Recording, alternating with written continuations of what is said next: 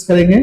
तो ये bond calorimeter में जब भी कोई रिएक्शन होता है तो रिएक्शंस के वॉल्यूम, मतलब कि रिएक्शंस को ऐसा माना जाता है कि हीट वगैरह जो दिए गए होंगे वो कांस्टेंट वॉल्यूम पर हीट दिया गया, कांस्टेंट वॉल्यूम पे हीट दिए हुए, यानी ये डायरेक्ट वॉल्यूम को हीट जो भी रिएक्शन कराने के लिए दिए होंगे वो कांस्टेंट वॉल्यूम पर दिए होंगे, कांस्टेंट वॉल्यूम पे दिए हुए, वॉल्यूम चेंज नहीं होने दिए।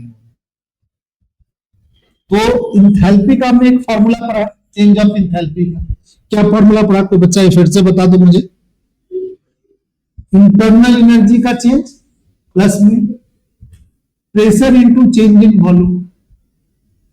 ठीक है, ये फॉर्मूला कब लगाएंगे, जब आप कांस्टेंट प्रेशर पर एनर्जी दिए हो सिस्टम। यहां पर तो आप कांस्टेंट प्रेशर पर एनर्जी दिए ही नहीं, कांस्टेंट क्या दिए हुए हैं, वॉल्यूम पे दिए हुए।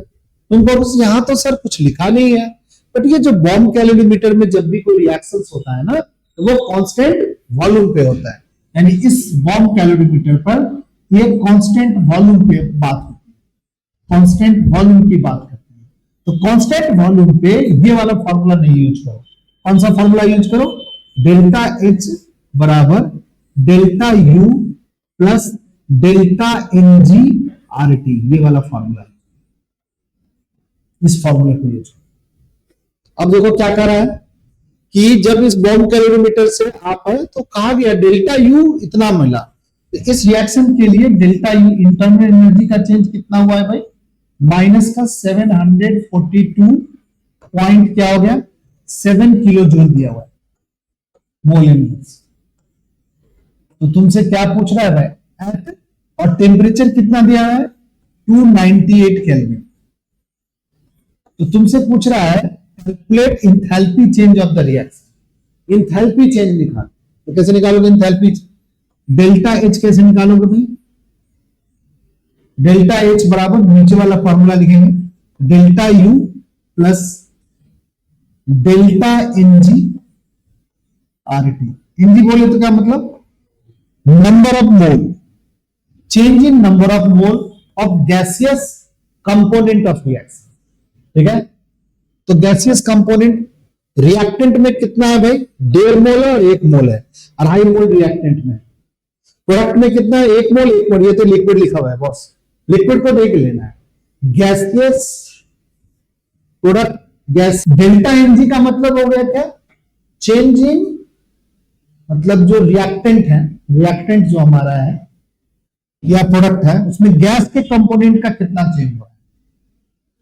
तो भाई करो यहां पर गैस के कंपोनेंट का कितना चेंज हो रहा है, तो भाई प्रोडक्ट में कितना है भाई, 1 मोल ये है, 1 मोल ये है, 2 मोल प्रोडक्ट का है, और कितना है रिएक्टेंट का भाई, प्रोडक्ट में से रिएक्टेंट माइनस करेंगे, 1 मोल ये और 1.5 मोल ये, यानी कितना हो गया, ढाई कितना हो गया 5/2, आ जाओ बेटा 5/2, कितना घट के होगा भाई, माइनस का 1/2। अब हम लोग सब वैल्यू को पुट कर देते हैं, ये हमारा डेल्टा यू कितना है, माइनस 742 पॉइंट कितना हो गया भाई 7, प्लस में डेल्टा एनजी की वैल्यू क्या हो गया, माइनस 1/2 हो गया। आर की कांस्टेंट वैल्यू 0.80831 होता है, और यहां पर टी की वैल्यू 290 क्या डाल देंगे, 8 डाल देंगे। इन सबों को मल्टीप्लाई कर लेंगे, 298 से 2 को क्या कर लेंगे, कट कर लेंगे, तो 149 आएगा, और माइनस का कितना है 742.7 निगेटिव 0.0831 इज मल्टीप्लाई बाय 149, दोनों को मल्टीप्लाई करके सॉल्व कर लेंगे, हमारा इंथैल्पी चेंज क्या होगा, निकल जाएगा। ठीक है, तो बच्चा आपके पास किताब है एनसीईआरटी बुक, लाएंगे स्टूडेंट मेरे पास किताब देंगे, चाहे लाइए।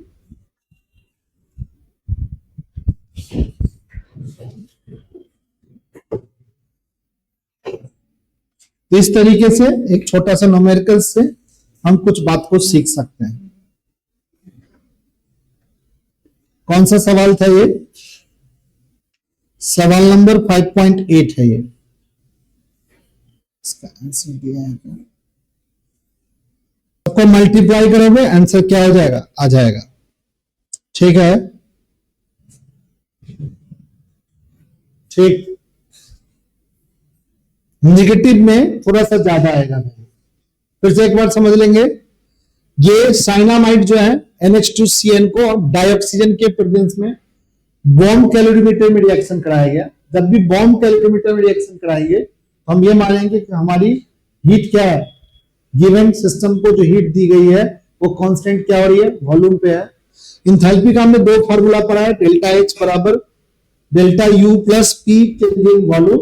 ये कांस्टेंट प्रेशर पे लगाना, कांस्टेंट वॉल्यूम की बात जब भी करेगा, चर्चा कर रखा है बॉम्ब कैलोरीमीटर जैसे डिवाइस की चर्चा की है, तो आप डेल्टा H बराबर क्या लिखेंगे, delta U plus delta mg/RT का फॉर्मूला लगाएंगे। अब हम लोग देखेंगे Mg जो है ना, ये जो Mg है ये सबसे इंपॉर्टेंट है। Mg मतलब हो गया कि जो आपका रिएक्शंस है उसमें प्रोडक्ट के नंबर ऑफ मोल्स में से रिएक्टेंट के नंबर ऑफ मोल्स को क्या कर दो, माइनस डेल्टा Mg। तो प्रोडक्ट के नंबर ऑफ मोल्स एक और एक है यानी दो है, और गैस कंपोनेंट के लिक्विड कंपोनेंट के नहीं। और इसमें से माइनस करेंगे एक पूरा और 1.5 यानी 2.5 माइनस करेंगे, तो 2 में से 2.5 माइनस करेंगे तो माइनस का क्या बचेगा बताओ, हाफ बचेगा। अब हम लोग इस कॉन्सेप्ट को और इंथैल्पी इंटरनल एनर्जी के चेंज में ये वाला चेंज आया है, इस वैल्यू को यहां पुट कर दो और इस वैल्यू को R की वैल्यू 0.831 लिख दो, सॉल्व कर लो, आंसर क्या हो जाएगा। ठीक है, ये वैल्यू माइनस में ये भी है और ये भी है, तो ये 743 से थोड़ा सा 42 से थोड़ा ज्यादा ही निगेटिव वैल्यू आएगा। ठीक है, तो आपका आंसर मैच करता है, थोड़ा मल्टीप्लाई कर लेना, आंसर आ जाएगा। इसके बाद एक छोटा सा एक और सवाल हम लोग ले लेते हैं, एग्जाम में सवाल नहीं आया। पिछली क्लास में हम लोगों ने ये सवाल बताया था, सही बच्चों को नहीं बताया था, 5.9 सवाल बताया था। थोड़ा सा एक बार फिर से देख लें, आज की क्लास के लिए इंपॉर्टेंट है वो सवाल, इंपॉर्टेंट है ये सवाल। यहाँ पे ये सवाल हमने बताया था, कहीं पर बताया था, शायद बच्चों को बताया था मैं,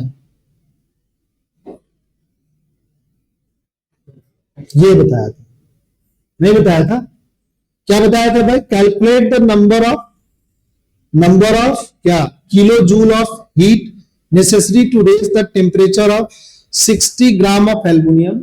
60 ग्राम एल्यूमिनियम का टेम्परेचर राइज करना है, कितना, 35 से 45। तो मोलर हीट कैपेसिटी दिया हुआ है, तो मोलर हीट कैपेसिटी दिया हुआ है, तो हम लोगों ने हीट कैपेसिटी का, स्पेसिफिक हीट कैपेसिटी का और मोलर हीट कैपेसिटी का हमने फॉर्मूला यहां लिखा था, और सभी बच्चों को कहा था कि ये फॉर्मूला याद रखना है। Heat capacity Q by rise of temperature होता है। स्पेसिफिक हीट कैपेसिटी क्या होता है, heat given to system per unit rise of temperature per unit मास।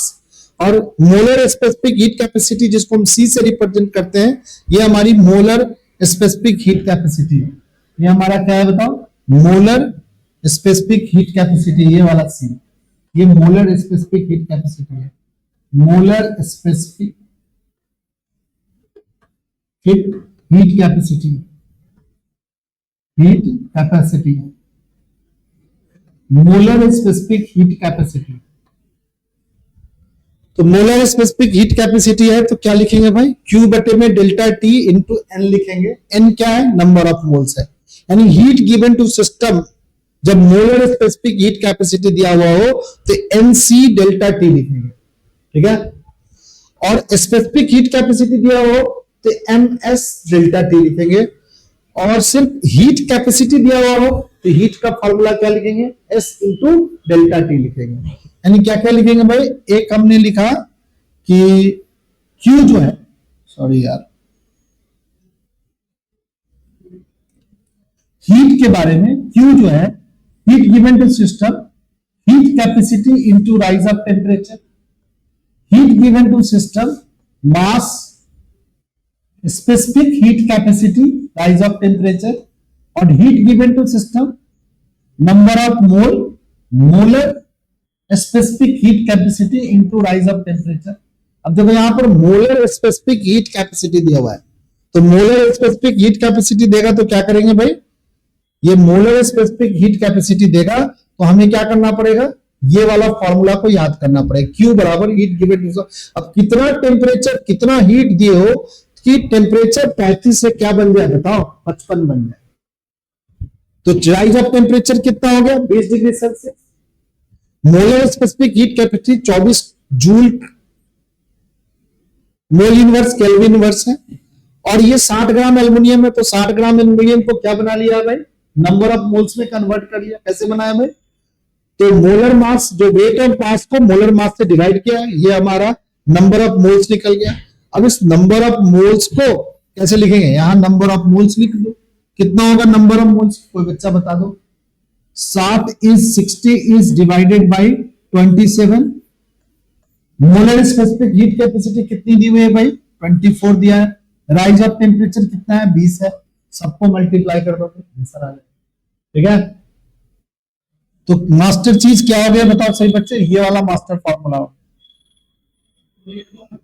ये फॉर्मूला कब लगेगा, जब मोलर स्पेसिफिक हीट कैपेसिटी दिया रहेगा तो मास क्या होगा मोल में कैलकुलेट करेंगे, और स्पेसिफिक हीट कैपेसिटी दिया रहेगा तो आप एमएसटी एमएस डेल्टा टी का फॉर्मूला लगाएंगे। ठीक है, चलिए भाई, उसके बाद एक चीज और हम लोग देख लेते हैं।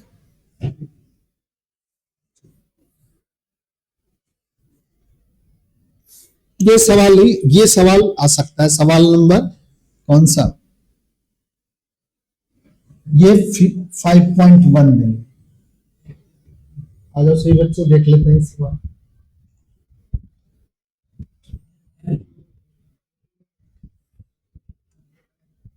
थोड़ा सा पढ़ लेते हैं सब बच्चे। Enthalpy of combustion, enthalpy of combustion को कैसे लिखोगे भाई, delta combustion H, enthalpy of combustion किसका भाई, कार्बन डाइऑक्साइड। कितना है बताओ, -393.5। Heat release upon formation of इतना gram of CO2 from carbon and oxygen. यानी कार्बन और ऑक्सीजन से, कार्बन को ऑक्सीजन के प्रेजेंस में जलाओगे, ठीक है, तो क्या बनेगा भाई, कार्बन डाइऑक्साइड बनेगा, नहीं बनेगा। और 1 मोल अगर आप जलाए हो, 1 मोल अगर कार्बन जलाए हो, तो एंथैल्पी ऑफ कंबशन कितना दिया है बताओ, -393.5 किलो जूल मोल इनवर्स। क्या मतलब हो भाई, कि आपको 1 मोल कार्बन डाइऑक्साइड को बनाने में या 1 मोल कार्बन को जलाने में के बाद एनर्जी उतना बाहर निकल रही है। आपसे क्या पूछ रहा है भाई, कि calculate the heat release upon formation of 35.5 ग्राम। अब बताओ, यहां पर ये 12 ग्राम कार्बन को जलाए होगे और 32 ग्राम क्या लिए होगे बताओ, ऑक्सीजन लिए होगे। ये 44 ग्राम क्या बना होगा, कार्बन डाइऑक्साइड बना होगा। यही तो 1 मोल है। यानी 44 ग्राम कार्बन डाइऑक्साइड बनाने के लिए, 44 ग्राम CO2 बनाने के लिए आपको कितनी एनर्जी रिलीज करनी पड़ती है, कितनी एनर्जी रिलीज होती है बताओ, 393.5 किलो जूल एनर्जी रिलीज हो रही है। तो आपको कितना ग्राम बनाना है बताओ, सिर्फ 35.2 ग्राम बनाना है। तो 1 ग्राम CO2 के लिए कैसे निकालोगे भाई, 393.5 बाई में क्या लिखेंगे 44, और आपको कितना बनाना है सिर्फ बताओ बच्चा पाठी, 35.2 ग्राम बनाना है, 35.2 ग्राम बनाना है। तो क्या करेंगे भाई, 393.5 बाई में 44, इसको मल्टीप्लाई कितना से कर देंगे बताओ, 35.2 से निकाल देंगे। इतना किलो जूल एनर्जी क्या होगी रिलीज हो, कैलकुलेट करोगे निकाल आएगा। ठीक है, कैलकुलेशन यूज कर सकते हैं हम लोग, थोड़ा सा कैलकुलेशन करोगे 4.8 किलो जूल। ठीक है ना, मोल इनवर्स नहीं लिखेगा अब 1 मोल काम नहीं है, इतना ग्राम ही है सर। 44 ग्राम निकालने के लिए इतनी एनर्जी, बताओ ये प्लस में एनर्जी आएगी कि माइनस में होगी, माइनस में एनर्जी होगी। ठीक है, तो फाइनल रिलीज लिखे, रिलीज एनर्जी क्या होगी भाई, रिलीज्ड एनर्जी कितनी होगी, रिलीज एनर्जी भाई बराबर क्या होगा, -314 पॉइंट क्या हो गया। चलिए भाई समझ गया, एक और लिख लो सही बच्चे सवाल को, थोड़ा थोड़ा लिखो कि एक कॉन्सेप्ट को ऐसे समझा जाए कि अगर कोई आइस दिया हुआ है और आइस का टेम्परेचर -10 डिग्री सेल्सियस, आइस का टेम्परेचर क्या है -10 डिग्री सेल्सियस, आइस है, तो ये क्या है सॉलिड है, अभी सॉलिड है। अब ये इसको हम लोग 10 डिग्री सेल्सियस टेम्परेचर राइज कर दे रहे हैं और ये बन जा रहा है वाटर, ठीक है, ऐसा कुछ कहा जा रहा है कि हमने सॉलिड आइस लिया, सॉलिड आइस कितने पे लिया -10 पे लिया, अब इसको पानी में कन्वर्ट करके पानी को 10 डिग्री सेल्सियस पर गर्म कर देना। अब ये आइस जो है कितने प्रोसेस से गुजरा हो, तो सबसे पहले ये आइस जो है, ये हमारी जो आइस है वो क्या होगी, इसको हीट दिए होगे तो आइस मेल्ट नहीं किया होगा, क्या होगा आइस गर्म होगा। कितने पे आइस गर्म हो जाएगा भाई 0 डिग्री सेल्सियस तक आइस आ जाएगा, और अभी भी आइस क्या हो गया, आइस ही रहेगा, सिर्फ अब थोड़ा सा आइस का टेम्परेचर -10 से घट के कहा गया 0 पे आ गया। क्या आइस ने अपना फेज चेंज किया, क्या आइस ने अपना स्टेट चेंज किया, नहीं स्टेट चेंज किया, ठीक है, आइस सिर्फ क्या हुआ गर्म हुआ। क्या आइस अपना वॉल्यूम चेंज किया होगा, नहीं चेंज किया होगा, ठीक है, आइस को सिर्फ एनर्जी मिली। यहां पर आइस को क्या मिला, कांस्टेंट प्रेशर पर एनर्जी दी गई कि कांस्टेंट वॉल्यूम पे दी गई, कांस्टेंट प्रेशर पे भी कह सकते हो। आइस को हमने क्या किया, उसको गर्म किया। अब क्या होगा भाई, आइस धीरे धीरे अब जब हीट दोगे तो पहला हीट यहां मिलेगा, इस प्रोसेस में हीट प्रोसेस में क्या होगा, आइस क्या होगा मेल्ट नहीं करेगा, आइस आइस ही रहेगा, स्टेट चेंज नहीं करेगा, और आइस गर्म होकर 0 डिग्री पर आइस आ जाएगा। अब आइस क्या होगा, दूसरी बार अब फिर से हीट दोगे तो आइस क्या होगा, मेल्ट करना शुरू होगा, ठीक है, टेम्परेचर अब राइज नहीं करेगा, 0 डिग्री सेल्सियस पर आइस क्या बन जाएगा बताओ, अब वाटर बन जाएगा, आइस क्या बन जाएगा, वाटर बन जाएगा। आइस वाटर बन गया, यानी अब जो वाटर बना तो इसमें भी एनर्जी देनी पड़ी आइस को, ये आइस से वाटर बनाने में कितनी एनर्जी देना पड़ा, Q2 एनर्जी देना पड़ा, ठीक है। अब फिर वाटर को गर्म करना शुरू किया, तो वाटर को गर्म करोगे तो क्या होगा भाई, वाटर फिर गर्म होगा, कितनी एनर्जी दोगे, Q3 एनर्जी दोगे, तब पानी गर्म होकर के कहां चला जाएगा बताओ, बोलो बोलो सही बच्चे, 10 डिग्री सेल्सियस पर पानी चला जाएगा। तो टोटल हीट को कैसे कैलकुलेट करोगे भाई, टोटल हीट कितना दिया, कैसे मारोगे कैलकुलेशन बताओ बच्चे, Q1 हीट में प्लस कर देंगे, Q2 हीट को प्लस कर देंगे, Q3 हीट। यहां पर क्या टेम्परेचर चेंज हुआ, हाँ सर टेम्परेचर चेंज हुआ, क्या स्टेट चेंज हुआ, नहीं सर, ठीक है। यहां पर क्या हुआ सर, स्टेट चेंज हुआ और टेम्परेचर चेंज नहीं हुआ, ठीक है। यहां पर क्या हुआ, स्टेट चेंज हुआ, स्टेट चेंज हुआ, 0 डिग्री, ये क्या हो गया 0 डिग्री पर पानी था, यहां पर क्या चेंज हुआ, कोई बच्चा बताएगा, स्टेट चेंज हुआ। यहां पर क्या चेंज हुआ, टेम्परेचर चेंज हुआ, इसमें क्या हुआ कोई बच्चा बता दो, टेम्परेचर चेंज हुआ। आइस अभी भी क्या है बताओ, आइस है, यहां पर क्या हुआ बताओ, स्टेट चेंज हुआ। यहां पर क्या हुआ बताओ, टेम्परेचर चेंज हुआ। चलो भाई, यानी सिस्टम कभी स्टेट चेंज करके अपने स्टेट को बदल लेगा और कभी टेम्परेचर भी चेंज करे, सभी प्रोसेस में सिस्टम को एनर्जी चाहिए, ठीक है। नहीं, आइस पहले गर्म हुआ, आइस कितना डिग्री पर चला गया भाई, 0 डिग्री पर चला गया, फिर आइस क्या हुआ, फिर से एनर्जी दिया, तो आइस क्या हुआ भाई, मेल्ट होना शुरू हुआ, आइस क्या हुआ, मेल्ट शुरू होना, तो आइस क्या बन गया, वाटर बन गया। अब क्या हो रहा है भाई, टेम्परेचर नहीं चेंज हो रहा है, स्टेट चेंज हो रहा है, ठीक है। अब क्या हुआ भाई, फिर जब वाटर बन गया पूरा का पूरा, तो फिर से क्या हुआ भाई, आपका टेम्परेचर चेंज, ठीक है। चलो भाई, तो हीट का एक फॉर्मूला होता है, एक हीट Q बराबर टोटल हीट Q जो होगा, जहां टेम्परेचर चेंज होता है वहां पर हम फॉर्मूला लगाते हैं MS चेंज इन टेम्परेचर। जहां पर स्टेट चेंज नहीं, सिर्फ स्टेट चेंज हो रहा है तो m इंटू एल लिखते हैं। फिर क्या लिखते हैं, फिर लिखते हैं जहां पर टेम्परेचर चेंज होता है वहां एम एस और डेल्टा टी। अब सभी बच्चे ध्यान से देखेंगे, सुनो सभी बच्चे, ये एम मान लो कि हमने आइस लिया था, कितना ग्राम आइस ले लिया, चलो हम लोग 20 ग्राम आइस ले लिए, तो क्या सब जगह मास क्या रहेगा, कांस्टेंट रहेगा। आइस 20 ग्राम आइस हो, मेल्ट करके 20 ग्राम पानी बन जाएगा, 20 ग्राम वेपर बन सकता है, 20 ग्राम है, सबका एम कांस्टेंट है। यहां एफ क्या है, ये जो एस है ना, ये स्पेसिफिक हीट कैपेसिटी है आइस का। क्या है बताओ, स्पेसिफिक हीट कैपेसिटी है, हीट कैपेसिटी है आइस का। चलो भाई, ये एल कोई बच्चा बताएगा। सॉलिड से लिक्विड बना है, ये क्या है बताओ, सॉलिड से लिक्विड होना क्या कहलाता है, फ्यूजन की इंथैल्पी है, ये फ्यूजन की इंथैल्पी है।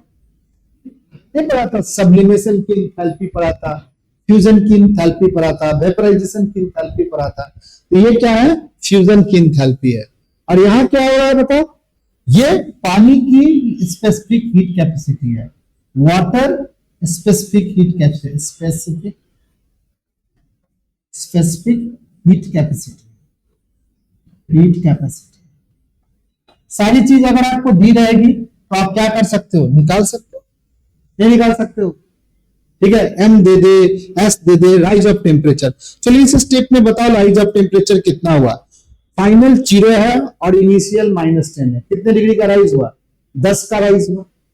यहां पर टेम्परेचर का तो राइज हुआ ही नहीं हुआ, यहां पर फॉर्मूला में भी नहीं है भाई, बट यहां पर टेम्परेचर का राइज हुआ है, कितना हुआ भाई, 10 से, फिर 0 से क्या हुआ, 10 है। Rise of temperature delta T कैसे निकालेंगे भाई, फाइनल टेम्परेचर T2 में से क्या माइनस करेंगे, इनिशियल टेम्परेचर क्या करेंगे, T1 माइनस करेंगे, ठीक है। अब इसी कॉन्सेप्ट पर एक छोटा सा सवाल हम तुमको फिर से बनाने के लिए देंगे, आप सभी बच्चे बनाएंगे। देखो लैब में जो भी केमिकल रिएक्शंस होता है, ठीक है ना, वो कांस्टेंट प्रेशर पे होता है, ये बात की चर्चा हम लोग पहले ही कर चुके हैं, ठीक है ना। अब यहां पर एक सवाल दिया, क्या कर रहा है भाई कि calculate enthalpy change of freezing of 1 mole water, 1 मोल पानी को 10 डिग्री सेल्सियस टेम्परेचर तक ले जाना है टू आइस एट -10। -10 पर आइस था, उसको गर्म करते करते कहां ले जाना है भाई, 10 डिग्री सेल्सियस टेम्परेचर तक ले जाना है 1 मोल पानी का। तो फॉर्मूला क्या होगा भाई, एक बार हीट क्या होगा, टोटल हीट कैसे कैलकुलेट करेंगे भाई, पहले आइस को गर्म करेंगे, तो आइस को गर्म करेंगे तो क्या होगा, एन लिखेंगे, सी लिखेंगे, चेंज इन टेम्परेचर लिखेंगे, आइस गर्म हो गया भाई। अब आइस क्या होगा भाई, मेल्ट करेगा, तो क्या लिखेंगे, सी लिखेंगे, सॉरी सी क्या लिखेंगे भाई, एन लिखेंगे, नंबर ऑफ मोल लिखेंगे, और लेटेंट हीट ऑफ फ्यूजन, यानी latent heat enthalpy of fusion लिख सकते हैं आप, एल के जगह हम फ्यूजन की इंथैल्पी लिख सकते हैं, और प्लस में क्या लिखेंगे, एन लिखेंगे, number of moles of water लिखेंगे, स्पेसिफिक हीट कैपेसिटी सी लिखेंगे, इसका वाटर का, और फिर लिखेंगे राइज ऑफ टेम्परेचर। कितने नंबर ऑफ मोल्स है सब में बताओ, 1 नंबर ऑफ मोल्स है, और ये क्या है, आइस का स्पेसिफिक हीट कैपेसिटी है, स्पेसिफिक हीट कैपेसिटी है। चलो भाई, ये लेटेंट हीट ऑफ फ्यूजन है किसका, आइस का, और ये वाटर का स्पेसिफिक हीट कैपेसिटी है, वाटर का स्पेसिफिक हीट कैपेसिटी।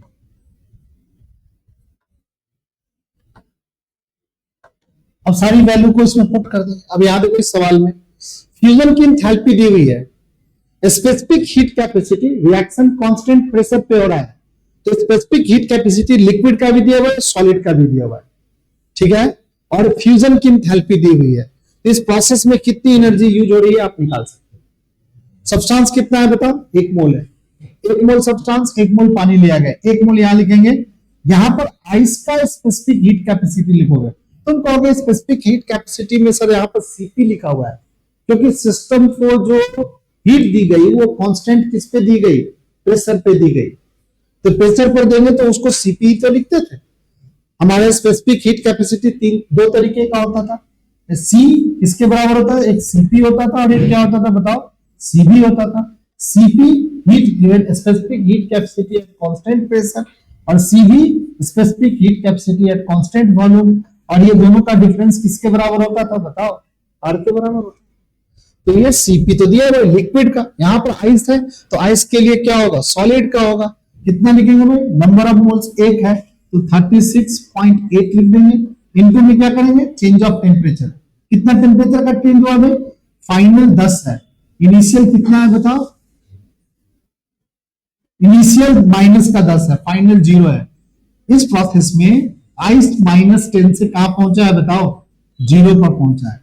एनर्जी दिए होगे कि एनर्जी छोड़ा होगा, एनर्जी दिए होगे ना, आइस गर्म हुआ है, सिस्टम एब्जॉर्ब किया हुआ है, तो एनर्जी का चेंज, टेम्परेचर का चेंज कितना आया होगा भाई, 10 आया। प्लस नंबर ऑफ मोल्स 1 है, इंथैल्पी ऑफ फ्यूजन 1 मोल को फ्यूज करने में कितनी, यानी आइस को क्या बनना है बताओ, आइस को किसमें कन्वर्ट करना है बताओ, वाटर में। अगर इस कॉन्सेप्ट को आप समझ जाओगे बेटा तो आप अगला जो फिजिक्स का चैप्टर है ना थर्मोडायनेमिक, उसको भी समझ जाओ थोड़ा सा, ठीक है ना। फिजिक्स में भी पढ़ना है सारी चीजें। तो आइस और वाटर, ये जो आइस और वाटर है स्टेट चेंज हो रहा है, इंथैल्पी ऑफ फ्यूजन दिया हुआ है, कितना दिया हुआ है 6.0 किलो जूल दिया हुआ है। इसको जूल बना लो क्योंकि ये सारे जूल में दिया हुआ है, ये किलो जूल, तो 1000 से 6.03 इंटू में 1000 लिख दो, ठीक है, ये जूल हो गया। टेम्परेचर चेंज होगा नहीं। फिर से नंबर ऑफ मोल्स है, वाटर का स्पेसिफिक हीट कैपेसिटी क्या है 75.3, ठीक है 75.3। वाटर कितना हो रहा है 0 डिग्री सेल्सियस, वाटर से कन्वर्ट होकर कितने पे जा रहा है 10 पे, तो 10 में से 0 माइनस करेगा तो 10 से मल्टीप्लाई कर। अब सबको सॉल्व करेगा, इसको 10 से मल्टीप्लाई करेगा तो कितना होगा भाई, ये 10 से मल्टीप्लाई तो 368, प्लस में क्या होगा, इसको 1000 से मल्टीप्लाई कर तो 6030 हो जाएगा। अब प्लस में क्या होगा 73753 सबको ऐड कर दोगे, इतनी एनर्जी उस सिस्टम को दे दोगे तो क्या होगा, सिस्टम बोलो -10 डिग्री जो आइस था वो गर्म होते होते क्या होगा 0 डिग्री पानी बना होगा, फिर 0 डिग्री पानी बन के बाद वो धीरे धीरे क्या होगा 10 डिग्री सेल्सियस पर पानी क्या होगा चला जाएगा। सबको जोड़ो, 8 और 3 मिलके कितना हो गया बताओ 11, कैरी कितना है 1 5 1 6 6 और 3 9 9 और 6 15, कैरी आ गया कितना भाई 1 8 8 8 और 3 11, कैरी कितना आ गया भाई 1 और ये 6 1 क्या हो गया 7, इतना जूल नहीं मोल इन केल्विन इनवर्स, इतना जूल मोल इनवर्स। अब इसको किलो जूल में कन्वर्ट करोगे तो क्या होगा 7.151 किलो जूल मोल इनवर्स। ये आपकी क्या होगी, इतनी एनर्जी 1 मोल पानी को दोगे, आइस को दोगे तो वो क्या होगा 10 डिग्री सेल्सियस पानी में क्या हो जाएगा बताओ कन्वर्ट हो जाएगा, ठीक है। अगर ये आइस को देंगे तो ये इतना जूल एनर्जी देना पड़ेगा, तो आइस धीरे धीरे गर्म होकर के क्या करेगा। बट अगर ये कोई पानी है, सुनो सही बच्चे, अगर कोई पानी 10 डिग्री सेल्सियस पर गर्म है, ठीक है, और इसको -10 डिग्री सेल्सियस पर आइस बनाना है, बताओ कितनी एनर्जी देना पड़ेगा, कि लेना पड़ेगा, इससे लेना पड़ेगा। तो ये एनर्जी क्या होगा, यहां से पानी अगर इसमें कन्वर्ट हो रहा है, आइस में कन्वर्ट हो रहा है, एनर्जी क्या करेगा, पानी छोड़ेगा, सॉरी आइस क्या करेगा, एनर्जी को छोड़ेगा। आइस पानी, आइस क्या है, सॉरी पानी क्या है, आइस बन रहा है ना, तो पानी क्या है, एनर्जी को लीव करेगा।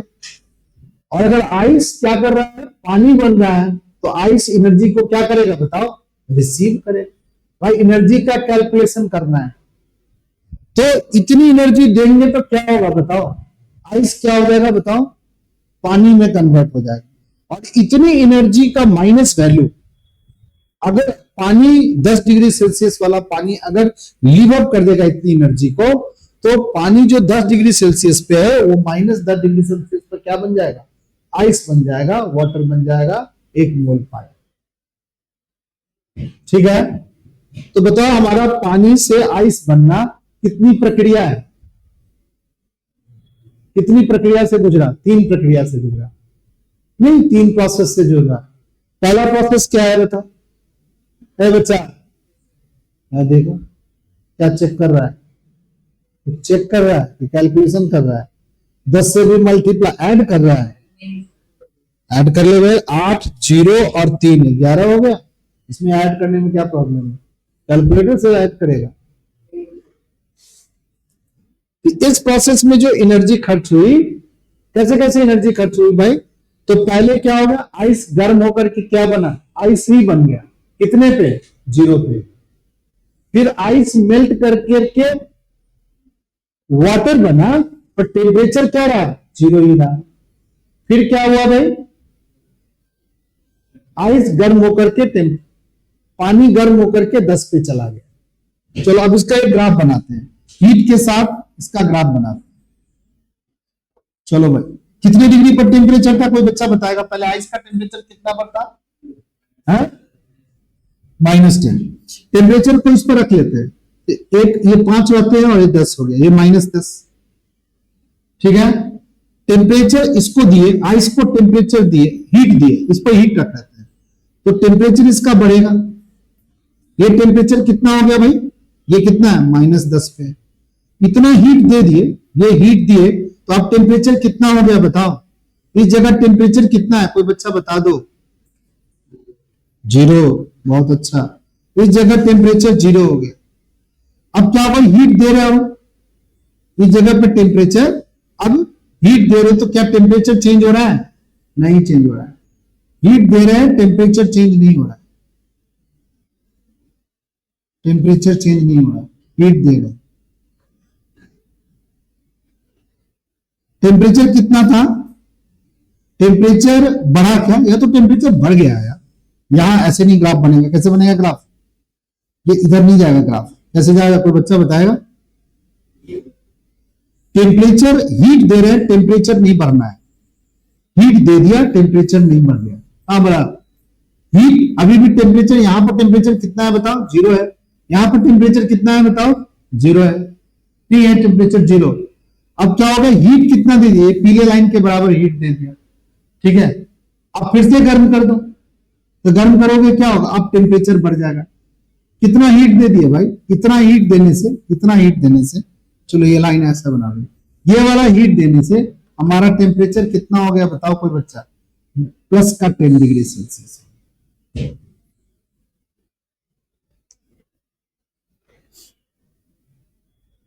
चलो एक बार फिर से समझते हैं, इस एक्सिस पे इस बार टेम्परेचर रख लेते हैं, और इस एक्सिस पे क्या रख लेते हैं बताओ, हीट रख लेते हैं। चलो हिमांशु बताएगा, ये लगा रहा है दिमाग, टेम्परेचर और ये हीट, और तरुण भी बताएगा, वो भी दिमाग कुछ लगा रहा है। हीट पहले टेम्परेचर कितना था बताओ, -10 पे, नीचे लिख लो -10।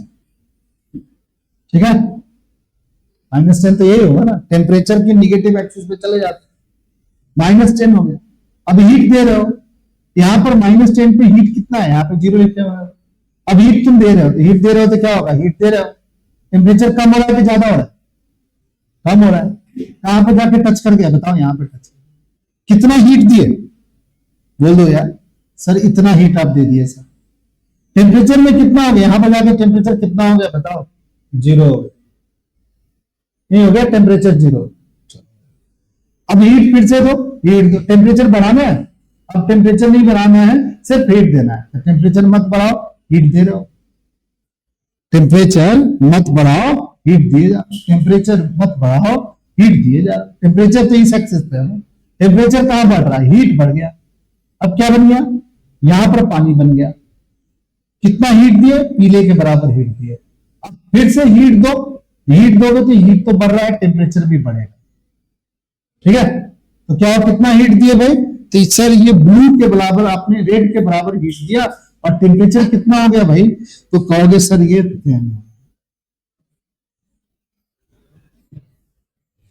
कहां पर टेम्परेचर चेंज नहीं हुआ, इस वाले प्रोसेस में टेम्परेचर नहीं चेंज हुआ। यहां पर जब टेम्परेचर चेंज हुआ, यहां पर टेम्परेचर चेंज हुआ। टेम्परेचर कितना था, कोई बच्चा बता दो, -10। बढ़ रहा है कि घट रहा है, बढ़ रहा है। -10 से क्या हो गया, 0 हो गया। अब बताओ टेम्परेचर बढ़ रहा है कि घट रहा है, कांस्टेंट है। अब टेम्परेचर बढ़ रहा है कि घट रहा है, इसमें क्या स्टेट चेंज हुआ, नहीं सर। यहां पर आइस थी, कितने डिग्री पर सर, 0 डिग्री पर, और यहां पर आइस ही वाटर बन गया सर, कितने डिग्री पर सर, 0 डिग्री पर सर।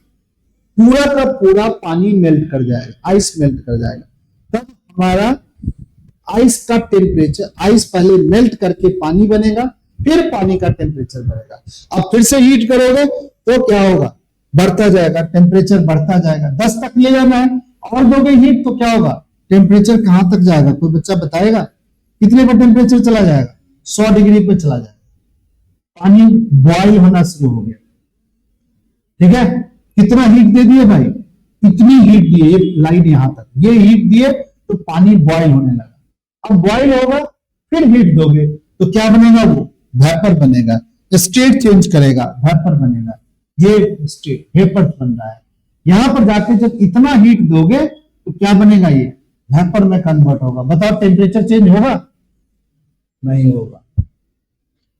फिर से समझो एक बार, बहुत इंपॉर्टेंट है, अगर ये समझ लिया तो हीट का कॉन्सेप्ट आप समझ लिए। क्या हुआ भाई, -10 से क्या किया भाई, आइस था भी, क्या था, आइस था, इसको हीट दिया, क्या बन गया, कोई बच्चा बता दो, 0 डिग्री सेल्सियस पे क्या बन गया, बताओ, आइस। हीट कितना दिया भाई, Q1। ठीक है, अब क्या होगा, 0 डिग्री सेल्सियस पे जो आइस है, हीट फिर से दोगे, Q2। क्या बनेगा भाई, 0 डिग्री सेल्सियस पर क्या बन जाएगा भाई, वाटर। ठीक है, अब क्या होगा भाई, 0 डिग्री सेल्सियस पे जो वाटर है उसको फिर से हीट दोगे, कौन, Q3। बढ़ेगा टेम्परेचर, 10, 20, 30, 40, 50, 60, 70, 80, 90, 100 पे चला जाएगा। 100 डिग्री सेल्सियस वाटर पर पानी गर्म हो गया। ठीक है, अब क्या हो गया, 100 डिग्री सेल्सियस वाटर,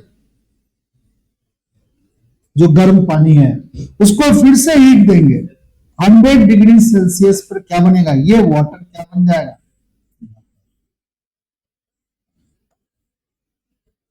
यहां पर हीट फिर से देना होगा, फिर वेपर गर्म हो सकता है। वेपर को आप कितना भी गर्म करो, ठीक है, वेपर कहेगा कि हमारे पास वेपर है, और वो बॉइलिंग प्रोसेस में वेपर बना है। ठीक है, आर्यन तुम कल से यहां बैठेगा बेटा, तुम्हारा सीट में यहाँ उठ गया, मैथ की क्लास में आप उठ के यहाँ चले जाएंगे, मेरी नजर यहाँ पर सबसे ज्यादा है, प्लीज यहाँ पर, यहाँ बैठे। तो ये जो वेपर होगा ना, फिर वेपर को गर्म करो जितना गर्म, तो पानी इस तरीके से गर्म होता है। इस प्रोसेस में टेम्परेचर चेंज हुआ, तो इसमें हीट निकालने का फॉर्मूला पड़ेगा, क्या पड़ेगा बताए तो बच्चा, number of moles Cp rise in temperature. किसका लिखेगा, Cp, आइस का। ठीक है, यहां पर क्या हुआ, फ्यूजन हुआ है, सॉलिड से क्या बना है बताओ, लिक्विड बना है। तो इस पे लिख देगा सीधा सीधा, 1 मोल की बात अगर करेगा तो m into change of enthalpy, delta Cp लिख सकते हो, Cp लिख सकते हो, heat given to system at constant pressure.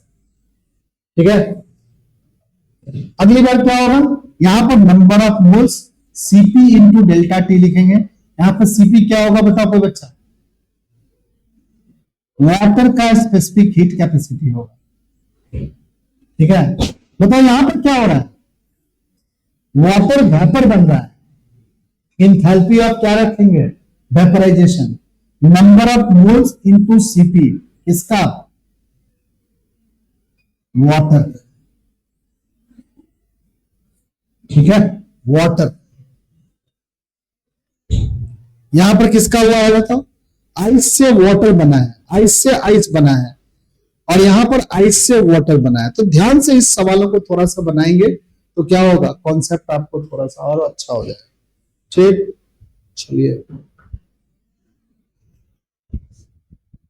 एक और सवाल हम लोग बना लें।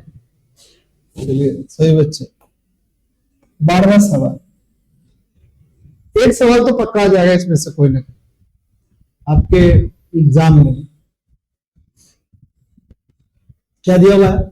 Enthalpy of formation of carbon monoxide का दिया हुआ है, कार्बन डाइऑक्साइड का दिया हुआ है, बोलो, डाई नाइट्रोजन ऑक्सीजन का दिया हुआ है, डाई नाइट्रोजन टेट्राऑक्साइड का दिया हुआ है, सबका इंथैल्पी ऑफ रिएक्शंस निकालना है। ये तो शायद मैंने बताया था, इस टाइप का सवाल हमने बताया था। इंथैल्पी ऑफ रिएक्शन बताने का तरीका मैं बताया था, नहीं बताया था मैं, तो थोड़ा याद आ रहा है। ये देखो, इंथैल्पी ऑफ फॉर्मेशन सबका, तो प्रोडक्ट के इंथैल्पी ऑफ फॉर्मेशन में से रिएक्टेंट का इंथैल्पी ऑफ फॉर्मेशन क्या कर दो बताओ? माइनस कर दो। हाँ तो सवाल ये था ना, बताओ इंथैल्पी ऑफ रिएक्शन निकालना है, इंथैल्पी ऑफ रिएक्शन निकालना है। प्रोडक्ट के इंथैल्पी ऑफ फॉर्मेशन बताओ। प्रोडक्ट का इंथैल्पी इनटू है, इनटू का इंथैल्पी कितना है? 81 है, 81 लिखना। कार्बन डाइऑक्साइड का लिखना है, बट 3 मोल का लिखना है। 1 मोल का दिया हुआ है भाई सेकंड पोजीशन पे, 3 से मल्टीप्लाई करना होगा, तो 3 मल्टीप्लाई में कितना होगा? 393 पॉइंट क्या होगा? पॉइंट ही दिया है ना, पॉइंट नहीं दिया हुआ। इसमें से रिएक्टेंट खत्म हो गया, प्रोडक्ट में से माइनस करना है किसको? रिएक्टेंट को। डाइनाइट्रोजन टेट्राऑक्साइड का, डाइनाइट्रोजन टेट्राऑक्साइड कितने पोजीशन पे दिया है बताओ? ये 81 किसका दिया था यार? डाइनाइट्रोजन ऑक्साइड का था ना। डाइनाइट्रोजन टेट्राऑक्साइड का क्या दिया हुआ? लास्ट में दिया हुआ है क्या? हाँ सर, लास्ट में 9.7 दिया हुआ है, 9.7 लिखिए। कितना है भाई? 1 ही मोल है, और कार्बन मोनोऑक्साइड का शुरुआत में दिया हुआ है कितने मोल है भाई? 3 मोल है, तो माइनस में 3 इज मल्टीप्लाई बाय 110। सॉल्व करो, यहाँ पे 81 लिख लो, प्लस माइनस में 9, 9 तिया 27, कैरी कितना आ गया? 2, 9 2 11, ये माइनस में 9.7, और प्लस में हो गया 330। ये सब माइनस वाला और ये प्लस वाला ऐड हो जाएगा, माइनस वाला माइनस हो जाएगा, तो कितना होगा भाई? 9.7 है ना। ये जुड़ेगा तो ये 1 हो गया, 8 3 क्या हो गया? 11, कैरी कितना है? 1 3 1 4 हो गया, 411 हो गया ना। इसमें से माइनस कर देंगे 811.7, माइनस करोगे तो कितना होगा भाई? इसमें से माइनस करेंगे तो 0.7, 8 में से 1 जाएगा 6, 8 में से 1 जाएगा 6, और ये हो गया 11 में से 4 जाएगा क्या होगा? 7।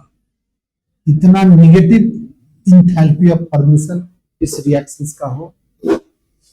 किसी भी रिएक्शन की इंथैल्पी ऑफ रिएक्शन निकालने के लिए प्रोडक्ट की इंथैल्पी ऑफ फॉर्मेशन में से रिएक्टेंट की इंथैल्पी ऑफ फॉर्मेशन को क्या कर लो? माइनस कर। गलती हो गया क्या? तरुण को लग रहा है सर घटाने उठाने में गलती हो गई क्या? है ये 411 है ना, इसको इसमें से माइनस करेंगे तो ये 7 हो गया। हाँ भाई ये 7 आएगा ना। हाँ भाई यहां पर थोड़ा गलती हो रहा है, क्या होगा भाई? 0, ये तो 7 होगा ही, ये तो पॉइंट के बाद जो ये 7 है ना, ये तो ऐसे ही रख दो 7। 8 में से 1 चला जाए कितना आएगा? 7, ये 7 और ये 7, 7.77 क्या होगा एनर्जी का unit, kilo joule mole inverse. Kilo joule आप लिख लीजिएगा, मोल इनवर्स, क्योंकि इंथैल्पी ऑफ रिएक्शंस है यहाँ पे, किलो जूल ऑफ फॉर्मेशन दिया हुआ, इसीलिए इंथैल्पी ऑफ का फॉर्मेशन, एक मोल के फॉर्मेशन की इंथैल्पी दी है, आपको सिंपल ऐसे लिख देंगे। ठीक है, इस तरीके से सवालों को क्या कर सकते हैं बताओ, बनाया जा सकता है। ठीक है, चलो एक लास्ट सवाल कर लेते हैं, एक सवाल जरूर आएगा कल के एग्जाम में, फिर हम पढ़ाते भी तो कोई खास ज्यादा ही सिग्निफिकेंस नहीं होता। कोई बच्चा बता दो ये क्या होगा, चलिए बता दीजिए सही बच्चे, कोई बच्चा बता दो क्या दिया हुआ है।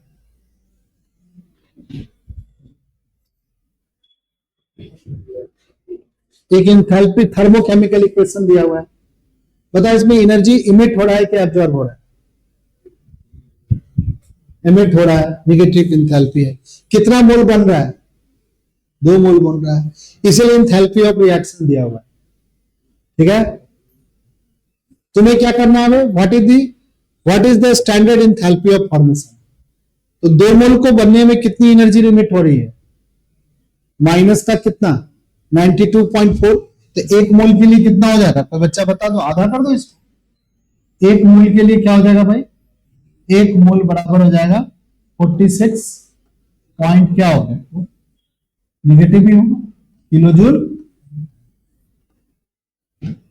भाई फॉर्मेशन में क्या होगा, एक ही मोल तो फॉर्म होगा, वो एंथैल्पी ऑफ रिएक्शन क्यों लिखे हुए हैं, क्योंकि उसमें दो मोल का फॉर्मेशन हो रहा है, और एंथैल्पी ऑफ अगर आपसे फॉर्मेशन हो रहा है तो 2 मोल के लिए आपको 92.4 बन रहा है, तो 1 मोल के लिए क्या है, आधा कर दो। तो थर्मोडायनेमिक्स कैलकुलेशन, थर्मोडायनेमिक्स में हीट का ही हमें कैलकुलेशन करना है, और जो बच्चा कैलकुलेशन अच्छे से करेगा वो थर्मोडायनेमिक्स समझ रहा है ना। तो आएगा एक सवाल जरूर आएगा 3 नंबर में इस टाइप, समझ गया। एक सवाल मैंने और बनाया था, बेंजीन वाला बनाया था ना कहीं पे, वो भी आ सकता है, पिछली क्लास में शायद बताया था, कहीं पर बताया था एक सवाल,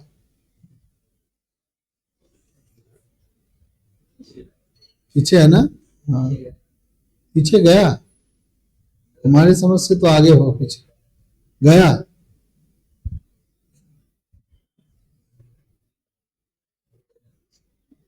सही बोल रहा है लड़का, गया पीछे, सही बोल रहा है। अब आगे आएगा, चलिए एक सवाल जरूर आएगा, अब कौन आएगा ये हमको पता रहता तो मैं तुमको बता, ये भी आ सकता है। इसमें जो कैलकुलेशन किए थे ना वो बड़ा स्मार्ट कैलकुलेशन था भाई, इसको सभी बच्चे याद कर जाओ, ये सवाल ठीक है, इसमें किए थे, ये वाला सवाल है, एक थोड़ा सा देख लेना इसको।